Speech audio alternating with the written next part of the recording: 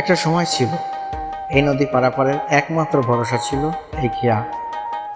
সকাল থেকে দুপুর, দুপুর থেকে বিকেল, ঘন্টার পর ঘন্টা মানুষের অপেক্ষা করতে হতো একটা খেয়ার জন্য। তখন কষ্ট ছিল, অপেক্ষা ছিল, কিন্তু মনের ভিতর ছিল এক ধরনের শান্তি। কারণ এই খেয়াঘাটি দেখা হতো চেনা মানুষদের সঙ্গে, গল্প হতো, হাসি ঠাট্টা হতো, যেন এই নদী শুধু পারাপারই না, সম্পর্কের একটা সেতু ছিল। কিন্তু এখন সময় বদলে গেছে। এখানে এখন একটা বিশাল ব্রিজ তৈরি হয়েছে, যার উপর দিয়ে মানুষ এখন সরাসরি চলে যায় মকসুদপুরে। আগে যেটা যেতে হতো অনেকটা ঘুরে, এখন মুহূর্তে পৌঁছে যাওয়া যায়। তবু পুরানো সেই খেয়াঘাটের দিকে তাকালে মনে পড়ে যায় সেই দিনগুলোর কথা। নদীর হাওয়া, খেওয়ার ঘন্টা, মানুষের হাসির আওয়াজ সবই এখন শুধু স্মৃতি হয়ে আছে।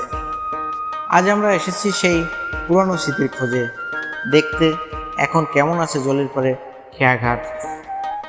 তো ভিডিওটি না টেনে সম্পূর্ণ ভিডিওটি দেখুন, আশা করি ভালো লাগবে। আর যারা এখনও আমার চ্যানেলটি সাবস্ক্রাইব করেনি, আমার চ্যানেলটি সাবস্ক্রাইব করে রাখুন, যেন পরবর্তী ভিডিও পাওয়ার সাথে সাথে আপনাদের কাছে নোটিফিকেশনটি চলে যায়। সবাই ভালো থাকবেন, সুস্থ থাকবেন।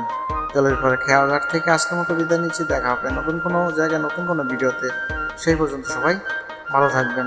আসসালামু আলাইকুম।